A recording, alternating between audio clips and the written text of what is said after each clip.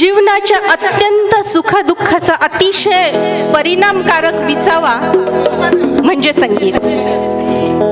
माणसांच्या संवेदनाच्या जाणीवांचा आजपर्यंतचा जो आलेख आहे, त्या आलेखाच्या शिखरावर लिहिलेली काही व्यक्तींची नावं सूर्य, चंद्र आणि तारे असेपर्यंत अबाधित राहणार आहेत. या आलेखामध्ये संगीताच्या स्वर शिखरावर एक मात्र नाव राहील, ते म्हणजे लता मंगेशकर. हे शिखरापर्यंत पोहोचणं इतकं सोपं नसतं. खूप मेहनत असते, खूप संघर्ष असतो, खूप संयम असतो. एक किस्सा सांगते. लता मंगेशकर लहान होत्या, त्यांनी गाणं गायलं होतं. काही संगीतकार दिलीप कुमार तिथे बसलेले होते. संगीतकारांनी विचारलं की कसं झालं लताचं गाणं. तेव्हा दिलीप कुमार म्हणले, तुम्हाला माहिती आहे लता मंगेशकर म्हणजे मराठी, हा थोडीसी दाल खिचडी लगे.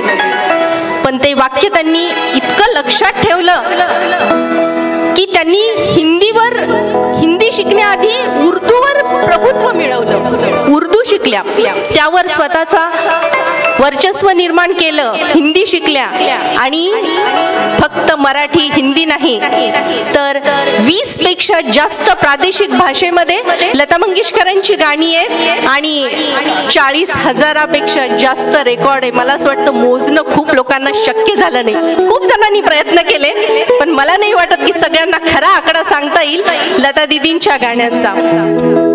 अशा या लता दीदी वयाच्या 5व्या वर्षी लता मंगेशकरांनी वडील पंडित दीनानाथ मंगेशकर यांच्यासोबत नाटकात काम केलं. 9व्या वर्षापासून शास्त्रीय संगीत गायला सुरुवात केलं. 1942 मध्ये चित्रपटासाठी पहिलं गाणं गायलं. चित्रपट प्रदर्शित झाला, पण काही कारणास्तव हे गीत चित्रपटातून काढण्यात आलं. लता दीदी थोड्याशा नाराज झाल्या, पण निराश झाल्या नाही. त्यांनी प्रयत्न सुरू ठेवले आणि 1947 मध्ये आपकी सेवा में या हिंदी चित्रपटातील गाण्याने त्यांची सुरुवात झाली. पण 1949 मध्ये आएगा आने वाला या महल चित्रपटातील गाण्याला श्रोत्यांनी खूप पसंती दिली आणि लता दीदींचा आवाज घराघरात पोहोचला. याच वर्षी बरसात, अंदाज या चित्रपटातील गाण्यांची प्रतिभेची त्यामुळे त्यांची ओळख झाली. लता मंगेशकरांच्या आयुष्याचा चढता आलेख इथूनच सुरुवात झाला. लता मंगेशकर और उषा मंगेशकर ने गाया था 1963 में शिकारी फिल्म के लिए. इन दोनों बहनों ने एक खूबी थी, इनको पेंटिंग करना बहुत पसंद था. वैसे तो पूरी मंगेशकर फैमिली फोटोग्राफी, पेंटिंग और क्रिकेट मैच देखना पसंद करती थी. जब मुंबई में उस वक्त का कसौटी क्रिकेट चलता था तो लता दीदी 8 दिन रिकॉर्डिंग के लिए ब्रेक लेती थी और आराम से स्टेडियम में जाके मैच देखती थी. बहुत अच्छे से शौक व फरमाई थी. लता दीदींबद्दल तर काय बोलावं. आवाजातला त्यांचा खानदानी बाज, हिंदी उर्दूवरची उच्चारांची त्यांची हुकूमत, स्वरांची कोवळीकता आणि मार्द्व अशा सर्व समावेश अशा संगमामुळेच संपूर्ण हिंदी मराठी चित्रपट सृष्टीमध्ये लता मंगेशकरांच्या गीतांना प्रत्येक गीतकाराला असं वाटत होतं की लता दीदींच्या ओठावर मोक्ष मिळावा आणि अशी इच्छा असणं स्वाभाविकच होतं. काय बोलावं, किती बोलावं. लता मंगेशकर ही वर्णना पलीकडची गोष्ट होती, आहे आणि कायम राहील प्रत्येकाच्या मनात घर करून. तुम्हाला माहिती आहे लता मंगेशकर यांनी जास्त गाणं मदन मोहन यांच्या संगीत निर्देशनात जास्तीत जास्त गाणी गायलेली आहेत. मदन मोहन यांनी संगीत दिलेल्या चित्रपटात एक तरी गाणं लता दीदींचं होतं. त्याचा किस्सा असा आहे की सगळ्यात पहिल्यांदा त्यांच्या मदन मोहन त्यांना म्हणाले की माझ्या चित्रपटात गाणं म्हणायचंय, तेव्हा लता दीदींनी त्यांना नकार दिला होता मदन मोहनना अगदी सुरुवातीला. एक दिवशी मदन मोहन लता मंगेशकर यांच्या घरी गेले आणि तो दिवस होता राखी पौर्णिमेचा. लता दीदींना म्हणाले आपण दोघांनी एक पहिलं जे गीत गायलं होतं तर ते गीत होतं भाऊ बहिणीवर राखीवर आधारित. आज राखी पौर्णिमेचा दिवस आहे, तू मला राखी बांध. आणि अशा पद्धतीने त्यांनी लता दीदींना लहान बहीण बनवलं. आणि त्यावेळेस ते तिला म्हणाले, लता, आजपासून माझ्या संगीत निर्देशनात तू एक तरी गाणं गाशील. आणि तुम्हाला सांगू, हे वचन लता दीदींनी मदन मोहन यांच्या मृत्यूनंतर सुद्धा पाळलं. शब्द तो पाळला असा की आधी एक संगीत त्यांनी देऊन ठेवलेलं होतं. तुम्हाला आठवत असेल तर 2004 मध्ये वीर झरा नावाचा चित्रपट आला होता आणि या चित्रपटामध्ये लता दीदी गायल्या होत्या.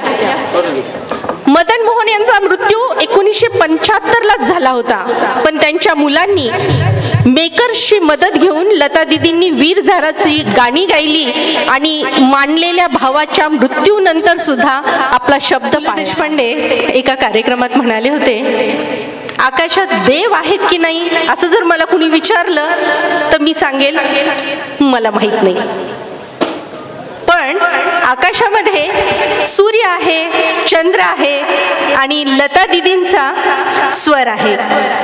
दिवस रात्र अशी कुठलीही वेळ नाही किंवा असा क्षण पण नाही की लताचा स्वर या जगातून कुठून ना कुठून तरी येत जात असेल, कुणी ना कुणीतरी ऐकत असेल. असा हा लताचा स्वर. लता म्हणजे वेल. खरं तर लता मंगेशकरचं पाळण्यातलं नाव हेमा, पण त्यांच्या कलागुणांना पाहून पंडित दीननाथ मंगेशकर म्हणजे वडिलांनी त्यांचं नाव लता ठेवलं. आणि मला असं वाटतं की आज जेव्हा पाहतो तेव्हा हे नाव अगदी खरंच सार्थक ठरलं. कारण वेल जशी तुटपुंच्या आधारावर स्वतःच्या बुद्धी कौशल्याच्या आधाराने वर वर चढत आपलं अस्तित्व फैलावते आणि चौफेर सुगंध दरवळते, त्याचप्रमाणे लता दीदींनी सुद्धा अतिशय प्रतिकूल परिस्थितीवर मात करून संकटांना, अपयशाला संयमाने सामोरं जाऊन कुटुंबांची, लहान भाऊ बहिणींची जबाबदारी खांद्यावर घेत छोट्या छोट्या भावंडासोबत जीवन प्रवास सुरू केला आणि तो सगळा संगीतमय केला. ही स्वरलता गगनाला भिडली. फक्त भारतातच नाही तर साऱ्या विश्व जगताला आपल्या सुरेल स्वरांनी मंत्रमुग्ध केलं. कलेची एकनिष्ठता, समर्पण भाव, त्याचबरोबर उत्कृष्टता ही दैवी देणगी या त्रिगुणामुळेच लता दीदींचा आवाज सारखा गुंजत राहीत, अजरामर है आणि अजरामर रही. लता जी के बारे में नौशाद जी ने सही फरमाया था, राहों में तेरे नगमे, महफिल में सदा तेरी. राहों में तेरे नगमे, महफिल में सदा तेरी, करती है दुनिया सदा तारीफ लता तेरी. दीवाने तेरे फन के, इंसान तो फिर भी इंसान है. दीवाने तेरे फन के, इंसान तो फिर भी इंसान है. हद ये है कि सुनता है आवाज खुदा भी तेरी. तुझे नगमों की जान अहले नजर यूं ही नहीं कहते. तुझे नगमों की जान अहले नजर यूं ही नहीं कहते. गीतों का हमसफर यूं ही नहीं कहते. सुनी है सभी ने मोहब्बत की आवाज, जुबा आवाज में तेरी. सुनी है सभी ने मोहब्बत की जुबा आवाज में तेरी. धड़कता है दिल हिंदुस्तान का आवाज में तेरी. धड़कता है दिल हिंदुस्तान का आवाज में तेरी. त्यांची गायलेली गाणी केवळ मनोरंजनाचं साधन नाही तर सुंदरता, मधुरता आणि कारुण्याची ओळख आहे. ही अगणित गाणी ऐकत कितीतरी पिढ्यांनी आपलं जीवन आनंदी केलंय, पुढेही करत राहते.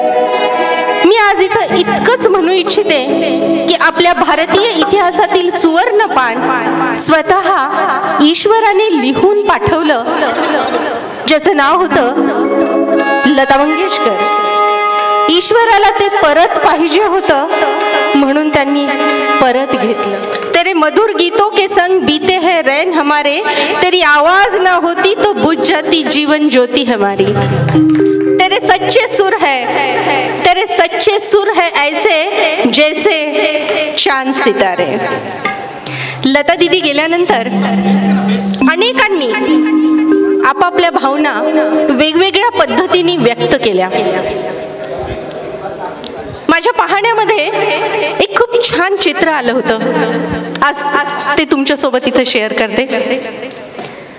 या चित्रामध्ये स्वर्गाचे दरवाजे उघडलेले होते आणि नेहमीप्रमाणे पांढरी साडी घातलेल्या, दोन्ही खांद्यावर पदर घेतलेल्या, एक स्मितहास्य असलेल्या लता दीदी स्वर्गाच्या पायऱ्या चढत होत्या आणि